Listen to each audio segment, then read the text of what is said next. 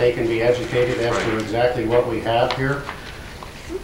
I'll agree with that. Are you fine with that as a committee, finance committee? Yes. Tom? Send it.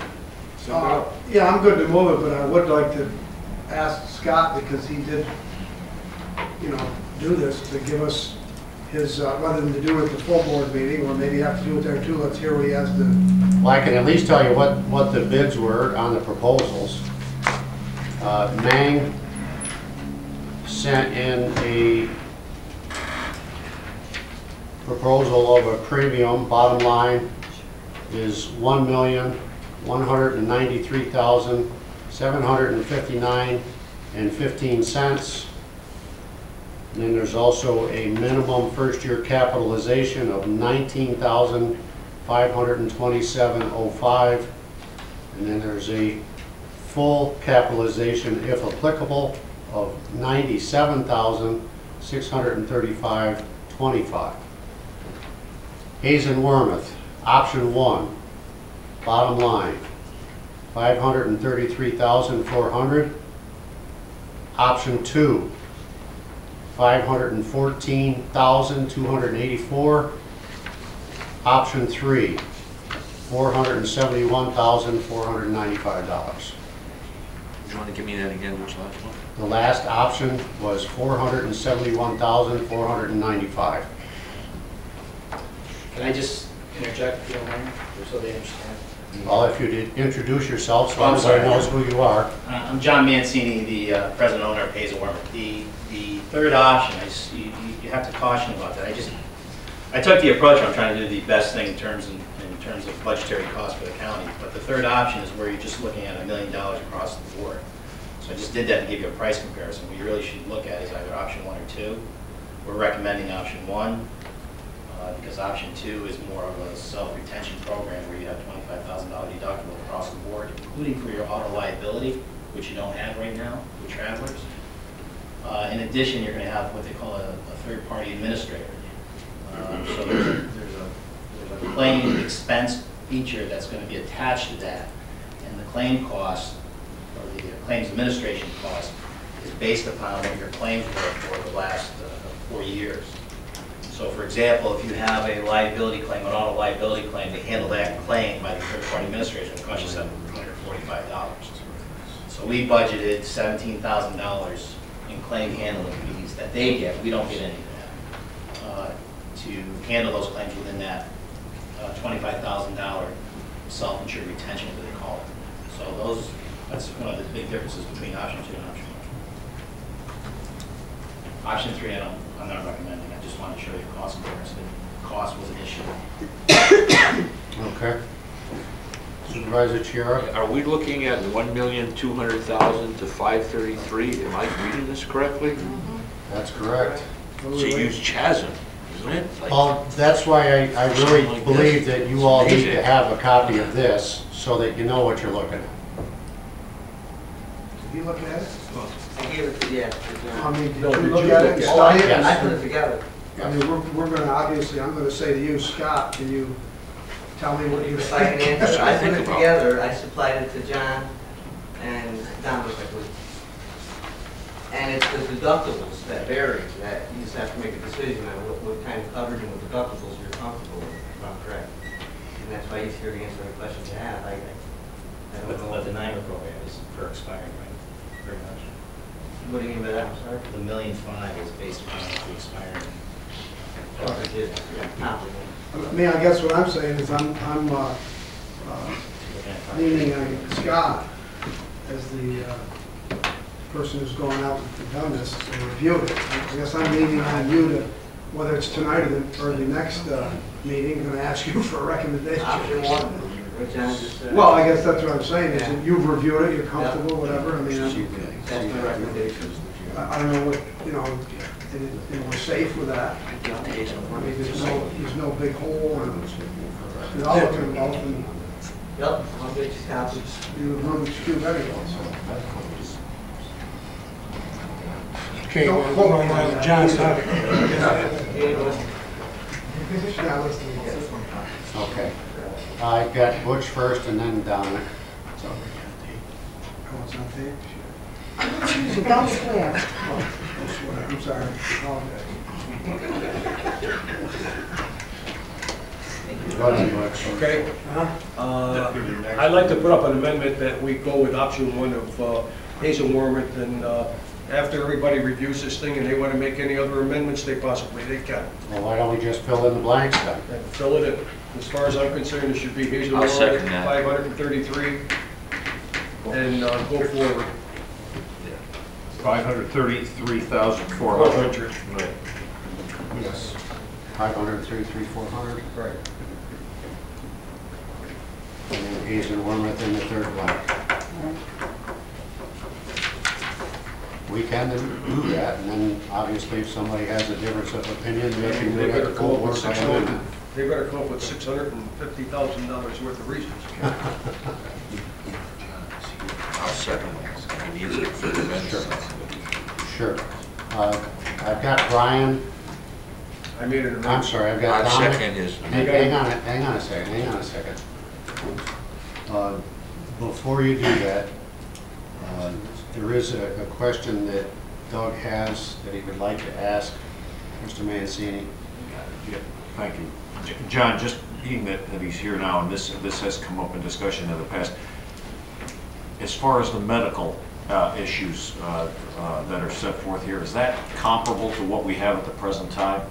Yes, actually what we did on medical is, again, I know it was a lingering issue with, when I first came in, but Travelers does provide medical professional to the jail nurses and to the coroner. But we also had a separate medical policy that we are recommending you move because we were able to save you approximately $10,000 to $12,000 on the medical. So, and I listed the company on this. So, but it's a very well-known program, and it's comparable to your medical program that you have now. And it does cover the physician, which I believe you have one now, it's Dr. Rao. And it covers any medical issues that occur at the jail, and with your mental health, which you actually outsource now. So Public health? public health as well. And Travelers covers that as well. So you've got some duplication of coverage, but it works in your favor. It has, as you know, with some of the claims that we've had, worked in your favor. Yeah. I'd like to also mention that, if you don't mind me interjecting, the renewal premium we offered you, aside from the flood, is actually about almost $2,000 under the budgetary number of last year. And that's in consideration of the amount of claims that you've had in the last 4 years. And that's one thing that's impacted some of your numbers. That it's hard to get around, but I think we did a pretty good job at stabilizing the program for you, despite that.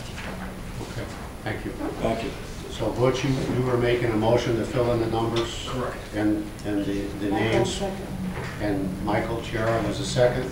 So on the amendment, discussion on that? Dominic? All right. Knowing everything that you've just said, you know, are there changes in deductibles between the policy you're presenting now and the policy we had? On option one, no. Okay, so there's no more risk being taken by the county? The deductibles, the option one reflects your expiring program Okay. in terms of the deductibles. Option two is what is truly, my background is getting into doing what they call self-insured retention programs for municipal risk. That's what my background was in Boston. So what option two really is where you're, in a sense, self-insuring up to $25,000 if you decide to do option two. But when you do that, you have to go out and get a third-party administrator, which he calls a TPA. So that, the difference between option two and option one is you will have a $25,000 liability deductible on your auto, whereas right now you don't. So for example, one year you had, I don't want to mention the size of the claims, but you had enough to exceed that. So in theory, you have to add that 25 to those claim dollars. It kind of washes to the same, because let's say you had $100,000 in claims. Well, it would actually show up as 75, because 25 would come out of your pockets, but it's still 100,000. But you would have to add in the claim handling fees that go with that third-party administrator, which I attached to the option 2 proposal. It'll show you what the cost is to handle an auto liability claim, which is about $700 a claim. And I'm not heavily recommending that because you have to understand how the self-insured retention program works. You have to be comfortable with a TPA program. I'm comfortable because I do them for other people. But option one gives you what you had in deductibles for professional medical and your $2,000 under last year's budgetary costs. Is that per year or per occurrence? The deductible? Yes. No, that's per claim, per occurrence. Okay. Yeah, so you have to keep that in mind. I mean, you have some deductibles now. Plus that $25,000 will be applicable to your general liability. Where your general liability right now is only $10,000, so that would go up to 25. So those are on option two. Not option two. On option two. Option one is deductibles are per expiring. But it's just something there that you might want to look at because of budgetary costs. That's why I threw option three in there, just to give you an idea of where flexibility is, but I'm not recommending three because you have to reduce your limits. Further questions on the amendment? Wishes to do the amendment? Move it. Okay, on the resolution as amended, further discussion? Wishes the committee? Move it. Move it. Thank you. And I'll make sure you all get a copy of this. Next up is a resolution authorizing chairman to sign loan agreement amendment with Power Pallet Incorporated in relation to the Office of Community Renewal Project number 748 ED 604-07, Economic Development. We have a sponsor. Do we have a second? Tom Quackenbush. Discussion. Where's he at? There he is. Go ahead, Ken. I have, just so you know too, Gary, and Sam Donadio, they're the owners of Power Pallet, and they also brought their environmental guys with them. Let me give you a little history of this project, just so, because there's a lot of you guys that weren't here at the time. In 2007, I believe it was, Power Pallet had approached the county with regards to machinery and equipment purchase, and I believe they ran the second line or something to increase production at your facility. When they approached us, we then approached the Office of Community Renewal for a CDBG grant. They have CDBG grant programs, small city grant programs there. So the county, acting on their behalf, because you have to have a municipal sponsor for that type of application, they have an economic development program there that does do grants and loans. So we applied as a county to the governor's office for small cities. We received $503,500 grant. Of that, I believe the loan amount to Power Pallet that we closed on in early 2008 was for $487,500. There's $16,000 of that grant that the county gets used for program delivery and administration. At the time of the grant, I believe Power Pallet was going to increase employment from 120 to 185. That was so there's additional 65 employees for that grant. We in turn, though, throughout the county, made that a loan to Power Pallet. And one of the main reasons we did that is because obviously we have a revolving loan fund here at the county. We felt that instead of just granting the full dollar amount to a company, the best thing to do is to put conditions on it where you knew that the job creation was going to happen and the money just wasn't already outlaid to a company. So we gave that to them as a low interest loan. Any principal and interest payments that we received from that would go back into the loan fund that we would be able to keep. So what it did is that it was a mutually beneficial agreement for the company because they needed machinery and equipment and it helped grow our loan fund. Well, obviously the recession hit and they haven't been able to meet their job numbers. They are, however, at, I believe, 149. That's the thing. So they have created 29 jobs. With that in mind, they did request, and we had this request in last year with the state with regards to their existing loan agreement with us. If there was a possibility, it would be very difficult for them as they're also going through another transition and looking at over $1 million expansion, I think, this fall at the facility. If they could convert the remainder of that loan through us into a grant. We did get word in August from the Office of Small Cities that if they did create the 40 jobs, that they would have met the guidelines of the grant, and that it would be a local decision on what to do with the remainder of the loan. So they are not at the 40 employee level yet. When they would get to the 40 employee level, they would have to retain that level for 6 months. In the meantime, however, they're still going to be continuing to pay their principal and interest payments, which are just over $9,000 a month. So the request before you is basically to, when they do hit that employee level, that they would keep and retain that for a full 6 months, and then the remainder balance of the loan would be converted over to a grant. To date, just so you guys know, the original loan amount was $487,500. To date, they paid $154,527 of that. They are current. Their principal monthly payments due are right around $9,300 per month. They're not there yet. Obviously, if we just added 6 months to that, they're still going to be paying. By the time everything's said and done, if they hit the numbers in 2 months, they're still going to be paying off an additional $100,000 for roughly on this loan. I brought them here because I think you guys probably want to talk a little bit about what your expansions are, what the necessity of the request is, and what that's going to do. Thank you, Ken, and good evening, ladies and gentlemen of the Board of Supervisors.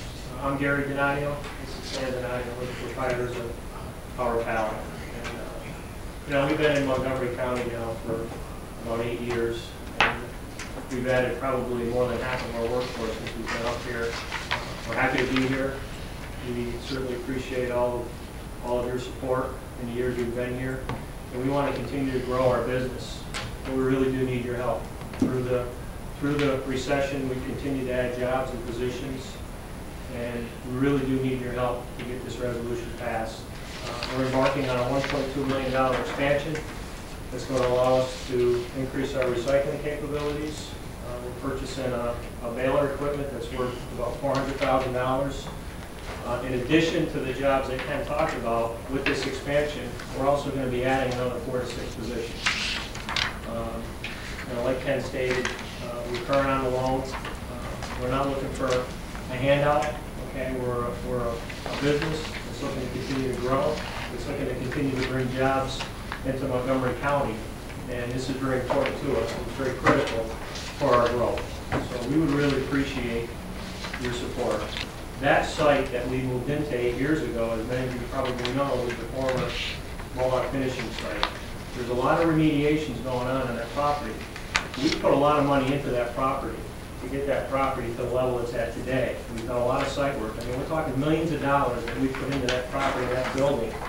Okay, if anybody that has seen it, okay, seen it 8, 9, 10 years ago before we moved in, and has seen it today. Okay, you may not see all the improvements we've put in. Okay, but believe me when I tell you, we put a lot of money into that. On top of that, it's being remediated each and every day.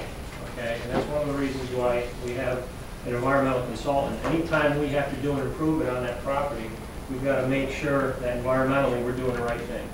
So we put a lot of money into that property. We plan on being there for a long, long time, and we would appreciate your support.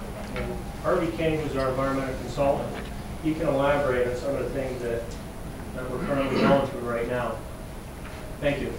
Yeah, I think what is helpful for you guys to understand is the huge liability, potential liability that they could have took this building on. I mean, we looked throughout the state of New York and the Northeast doing this kind of project. So none of this is simple. And it continues to elaborate upon itself, working with DEC. Just doing this, we've got a 4,000 square foot expansion base that's going in. And we put probably companies put well into $100 grand into clearing that so that we could dig that all and put the building up. So there's a substantial amount of money to use, to continue to use the property. And I think that level of investment, typically you walk in and that 100 grand wouldn't even appear. But this suddenly, because it took on that liability, it took that huge risk to take over the property and keep it productive. I think today it's empty.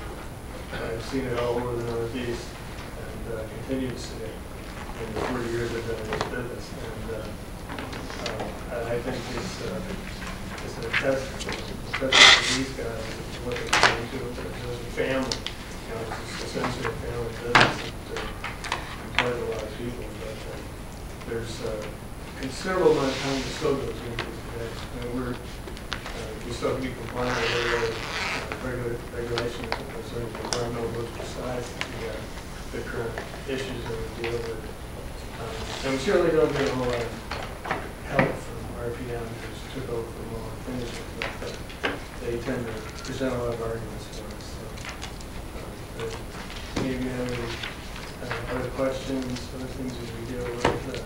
But I think it's a substantial amount of money that goes in every time we have, they want to expand this thing. And it'll continue to happen. All right, thank you. Go ahead, Tom. Specifically, I guess a question for you.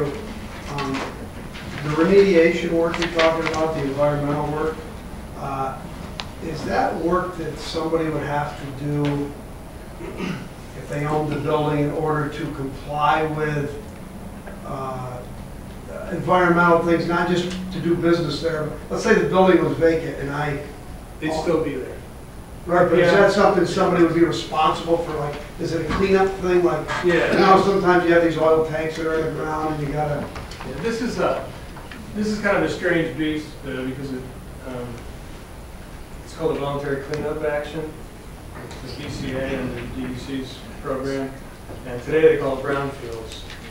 In the last decade of transition, I think that transition probably around this agreement the RPM signed was around 2000, 2001, when they first really started getting into it. And it transitioned, and they could sign up and volunteer to do it. And then DEC really couldn't tell them what they were going to do. They could come in and do the studies and do the work themselves, and nobody could really dictate to them as long as they met certain conditions. And that's really what this site is. And today what they do is it's called brownfields, which means you get big tax deduction for whatever work you do, and that type of thing. So they would be there whether, they were leaving anyway. They had enough problems. I think they were leaving anyway, which is why I went up for sale. But they knew they were going to have to continue to remediate until they met certain conditions. And that's one of the ongoing negotiations that we have internally with them, because of those actions and because of what the state is requiring, the owners, Power Pallet, at this point, are held to the standards that they would have to if they were to go or extend something and it wasn't even their responsibility. It was somebody else put it there. But because they took over the site and we want to take a whole quick expansion on, we have to follow up and deal with any contamination that even they want. I think my question has been answered somewhat, but I guess what I was getting at is, say Power Pallet didn't exist and the county or any municipality ended up with it. Would that remediation have to be taken place by us? Yeah. Rather than, unless we could sell it to somebody that was willing to go in and do That's it. right. If it ended up back in my hand. Yeah, it would either be the municipality, or if you just let it go, the state would then have to take it. We have to stay, we have to come in and say, you own it. Yeah, you owe us, $3 million for the cleanup. So it would end up being. The second part of it was the jobs. How close is Power Pallet to the jobs? To the 160 based on this. Whatever it was to meet the original. To meet the original, they were supposed to create 65 jobs. Currently, they've created 29 jobs. So we need to hit. We need to hit 160. Once they hit that number, though, that's when the 6-month time clock ticks. Correct. So nothing really exists until that time frame. Is there a time frame when that's expected to happen? That we anticipate within the next 6 to 8 weeks. Oh. Not sooner. And that's not including the additional 4 to 6 jobs after the That's correct. expansion. Would those jobs be able to be counted into it? They could be counted into it, but it wouldn't have any reflection on the model. Right. Thank you. Butch? Yes, Ken, what is the opinion and recommendation of the board The IDA board power panel, we did look at it at our full IDA board meeting in September, and they came away with a positive, unanimous positive recommendation of that. Set, Butch? Yes, thank you, John. Dominic? Looking at the resolution, all right, because you make a compelling argument for why you should do this. The thing is, if our county attorney was not here tonight and had to approve this agreement that's in this resolution, he wouldn't know what it was. Because the resolution says, whereas the Office of Community Renewal has authorized an amendment. It doesn't say what the amendment is. All right, so we talk about 160 jobs. I think that should be part of the resolution. The continuation for 6 months should also be part of the resolution, so that so our county attorney, when he's looking at an agreement, he'll know what the terms of the agreement are. I am familiar with the terms because I have reviewed this. Yeah, with see, Ted, but- we have these issues about being familiar with terms of an agreement, but we really later on find out what the examples would be: sales tax agreement with the city, things like that we don't learn about until later. But at least if those had been enumerated in this resolution, we would know what the terms of that agreement are and when payment by them should be received. All right? So I only ask that somebody come back with what should be amended to this resolution, and it should be those terms. To address that, Supervisor Stagliano, it was attached to the resolution that went to the board office. I apologize that you guys didn't get in your packet, but... Yeah, they got it.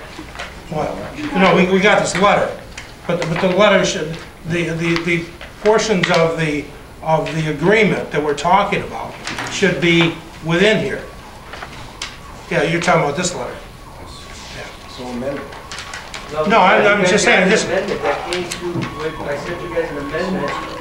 I sent an amendment to the board office with this resolution. It's right there in my hand. I apologize that it didn't get from the board office to you guys. I think it's our intention to move this. I just think that by next week, we should have the terms of that agreement within that resolution. 160 jobs, the 6-month time period, I think those are the two critical ones. Because after that, you can judge. No, I don't see a difficulty with this. Do you have those? Is that part of this letter? No, it's not a letter. It came through with the resolution. I mean, do you have them readily available that we can make the amendment? Yeah, it's right here. It actually says what sections of the loan agreement that you're going to amend. Section 5.13 will be amended this way. Section... That was part of the email sent to me? Correct. That was the point that's why I had my hand up. Okay. Okay, can I have that copy so that we can give it to the clerk? Yeah, so just so that somebody doesn't come down the road later on and say, what did they do? You know what I mean? It's at least spelled out what they did. Because we have a lot of fingers, just like one point like this, you get 3 point back at you. Don't make the amendment. Huh? So we'll just make the... Yeah, it's no big deal. You know, their argument is much more compelling because I walked in here thinking that I wasn't going to vote for it. I'm walking out of here thinking I'm going to vote for it. I just need to have it in there. Well, why don't we, Can we copy that? why don't we attach it to the... Yes. We certainly can attach it. Attach it or yeah, I don't care if we move it on, as long as Doug puts some verbiage in into this resolution that would lead him to go to that agreement. Yeah, that's all. It's right here. You could do it either way. So attach that to the resolution. Make that the resolution. Yes, don't That is attach, the attach resolution. it. Okay. Put it in there and get it. How about I just read it? See if we attach it, it'll be stuck in the back of I'll the... read it into the record. In 10 years. This I'll way read it it's into the right. record and then, Look up there at the camera. and smile. Okay. Right. Well, it starts off amendment to loan agreement, whereas the parties hereto, Power Pallet Incorporated and Montgomery County, enter into a certain loan agreement dated July 29, 2008, the terms and conditions of which remain in full force and effect, and whereas the principal balance outstanding on said loan is $332,972.72 as of September 20th, 2012, and whereas current economic conditions and its effects have caused the parties to determine that certain provisions of said loan agreement should be adjusted and/or modified, it is hereby stipulated and agreed that said loan agreement is hereby amended in the following respects. 1. Section 5.13 and Schedule 5, the job creation goals shall be 40 new full-time and/or full-time equivalent positions and 120 retained full-time and/or full-time equivalent positions for a total of 160 full-time and/or full-time equivalent positions. It is acknowledged that as of the date of the amendment, Power Pallet Incorporated employs 149 individuals in full-time and/or full-time equivalent positions. 2.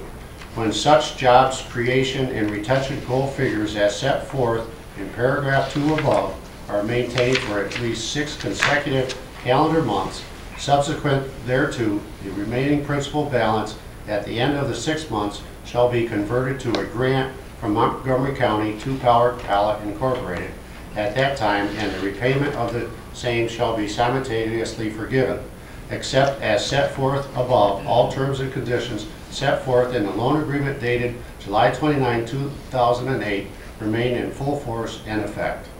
Okay, so now when I vote for him, the public will know exactly what I voted for. That's correct. Thank you. So, do you... No, that's the resolution, right? That's what Well, you're going to substitute? I think you need to make this an amendment to the resolution. This is a draft, This isn't so the why don't we full make it? resolution. Huh? I agree with Dominic, make that the resolution. Make that the resolution. This is just a draft. We can incorporate, You're right. we can incorporate this portion, we'll use the exact same language, Under the first do that, and add it as It's a, nothing more than a draft now, so that's... a further resolve. Yeah, whatever you want to do. I mean, this is a draft, so we could change it any way we Yeah. want. If John wanted to sponsor that one,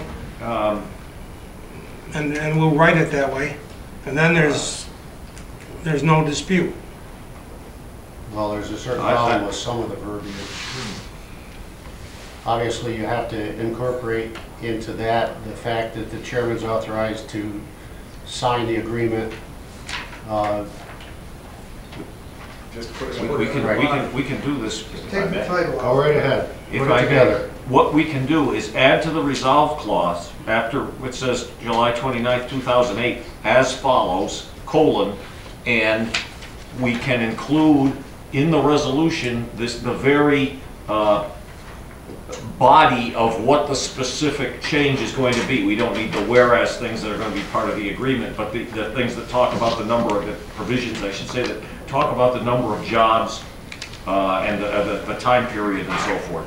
Put the same, why not use the exact same language? It's already been written. I have no problem. Agreed.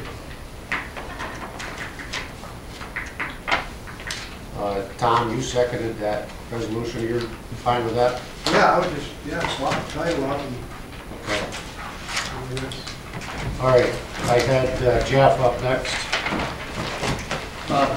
Ken, third page from the back of the package, it's September 4th. From Ashland, it even says on file note, our records indicate only 20 full-time jobs were created, as opposed to the 30 you mentioned in your letter. Now it's 29. Were some added jobs since then? Well, I don't know when small cities did it, they had gone out and done a closeout on these guys, and I think how long ago were they out? Gary, they planned it out there. Been a couple of years. Yeah, so that was probably the numbers that they have on file, Jeff, when they went and actually closed out this agreement with them. What we do, and you guys see it in our annual reporting, what we do is actually we get their ST-45s. The companies have to submit the tax and finance with regards to their payroll. That's how we verify their job numbers so that we know that they are real numbers. We get the, we get quarterly ST-40, the quarterly ST-45. That's all. Of these jobs created, what's the average hourly wage and benefit package? Yeah, I've got, Gary had sent me that. The labor positions start at $9 an hour, forklift positions $10 an hour, floor leader positions at $13 an hour, maintenance $14 an hour, floor supervisors at $15 an hour, mechanics at $17 an hour, and the CDL drivers are at $21.60 an hour. That paid health insurance, retirement, Yeah, pay no. 100%? No. Contribution. Okay. What's the percentage of the 149 people that will have now worked here are from Montgomery County? That would be the question. 70%.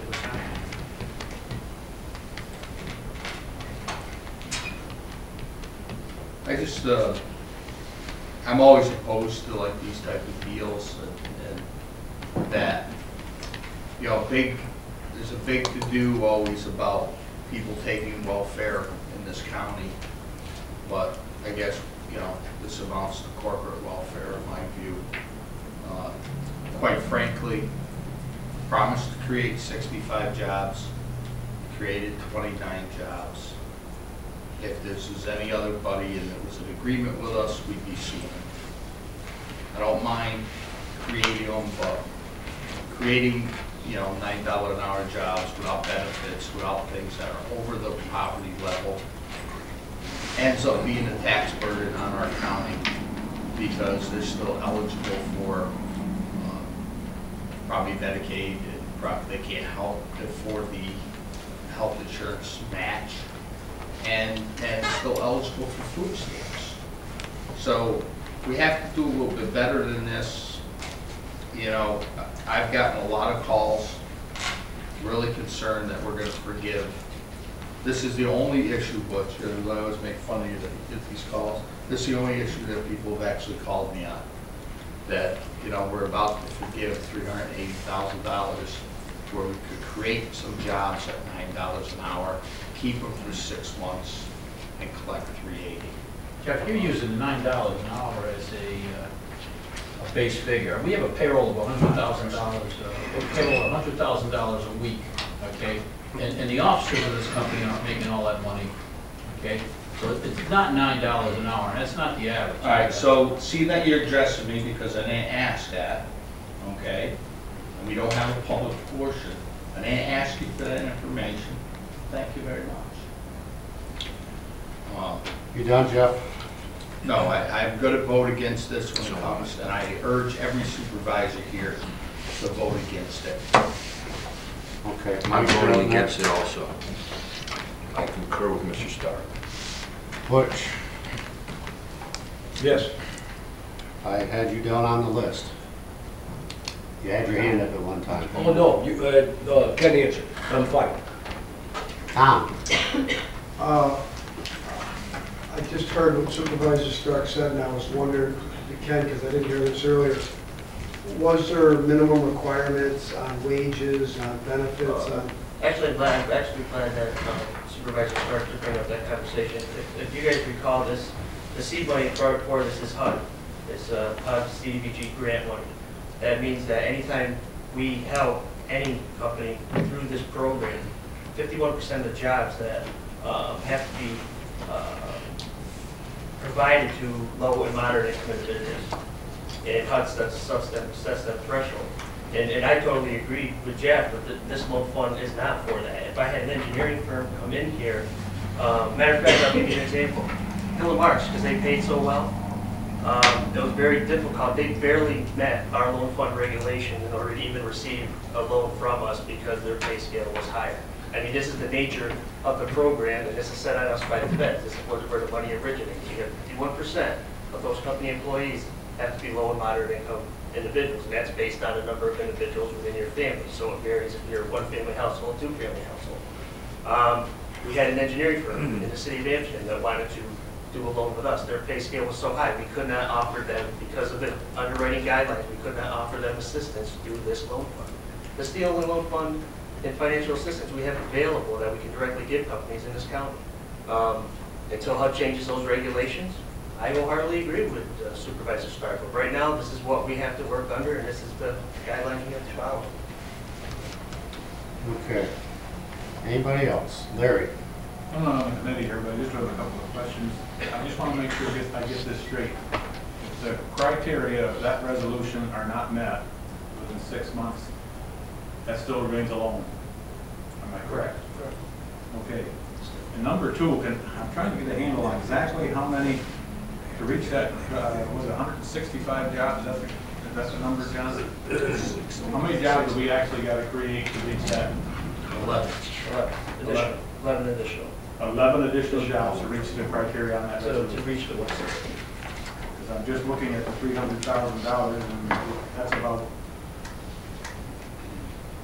well, and I'm not trying to run jobs out of the county, don't get me wrong, but that's about $28,000 per employee to create that job, and I obviously, I hope it's successful, and that's just what I'm trying to figure out here. Well, actually, the grant, Larry, itself was based, small governor's office of small cities has a threshold of their assistance is you could obtain up to $15,000 for a full-time employee created or retained. Additionally, with the additional loan at the 65 job number, the equation added up to being $7,700 per job created or retained. Under the new proposed amendment that we're looking at, they are still going to be at, I believe, 12,000 and some change per job created. Because you got to look at the 120 when they started, and they would be at 160 when they end. So you take the 40 jobs divided by 535, and you end up with, they'd still be at the guidelines that's set. Yeah, that's kind of what I was trying to find out there, because I know 28,000 is more than the guideline. Right. So, okay. Yeah, this goes back to the original 120 when they applied for the grant. Thank you, that's all I want to know. Thank you, Chair. Okay, I've got Butch and then Tom Quackenbush. Ken, back to your original comments before.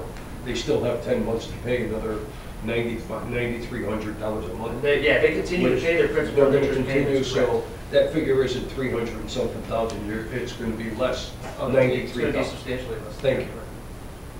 Tom Quackenbush. I heard Larry, Supervisor Cotty say something interesting. He made a comment, he said, at the end of 6 months, this will remain a loan if they don't hit the job. Correct. Well, it's not at the end of 6 months, it's forever. It'll remain a loan. Right. Am I right or wrong? Yeah. This is always going to remain a loan until they hit that mark. I mean, they could, if they don't hit the mark, I mean, what we're doing is passing a resolution saying, if and when you ever hit the mark. Is that what we're saying? Correct. I just want to make sure I know what the heck we... Their maturity date currently is 10/29/15. Right, but the resolution is if and when you ever hit that mark. It's not, like in 6 months, they don't have to come back to this board. Correct. You see why the resolution was Right, important? Larry? Yeah, that's the way I read it. Okay. Jeff? So as I understand it, and again, I'm not, regardless of what my personal opinions are of these types of programs, this was something that was promised this company when it was made. That if they made the quotas, the jobs, and created the jobs, that it would be converted. I'm not opposed to that if today they're coming here and saying, we've created the 40 jobs, which was the minimum, and we've maintained that now for 6 months, and these people are from Montgomery County that we hired, and we're asking for a conversion. We're asking for a conversion before it's done. The minimum is 40, and we're not even at the 40 yet. You know, I'd be a lot more palatable if they came and said, look, you know, the recession came, we said 65, we've got 42 created, they've been working now for 22 months. I'd be a lot more favorable. This is, I didn't make it, But if you give me another 6 months, I'll hire 11 more people with no guarantee that they'll be employed in the 7th month. And I might employ them at $9 an hour, or 10, or 13. That's where I'm ideologically opposed to it.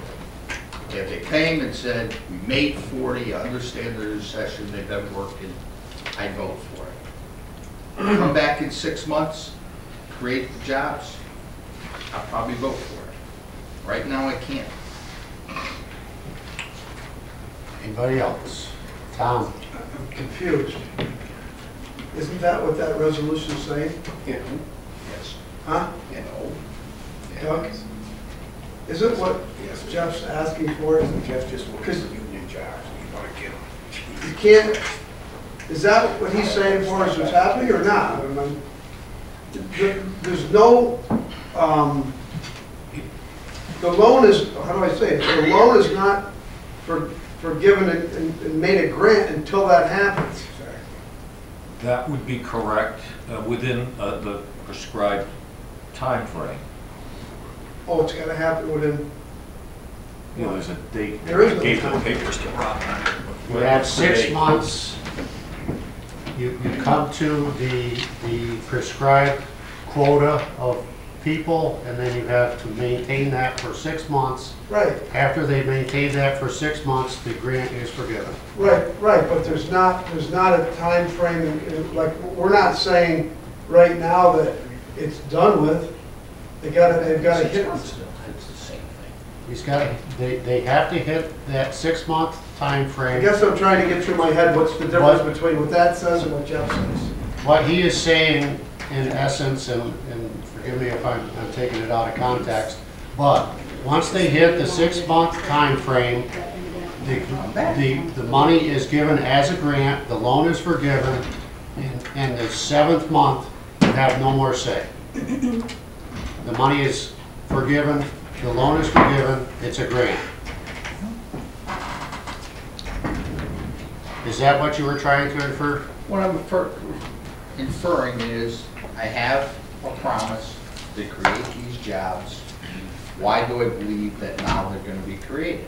Come back when the jobs are created and say we've created them, and I'll vote for it. I don't see why I got to vote for it on the come. When you're gambling, it's called on the come. All right? I don't see why I got to vote for it on the come. Sounds like a crap game. Well, I want to put it in terms you understand. Okay. Anybody else? Wishes of the committee? Move it. Move it. Move it. Opposed?